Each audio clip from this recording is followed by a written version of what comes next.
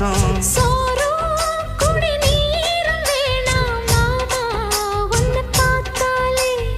ஆறும் பசியாரும் தானாச மொழி கேட்டாலே ஒன்ன பிரிஞ்சிருக்க தன்னந்தனிச்சிருக்க அம்மம்மாடி அப்பப்பாடி என் மனசு ஒத்துக்காது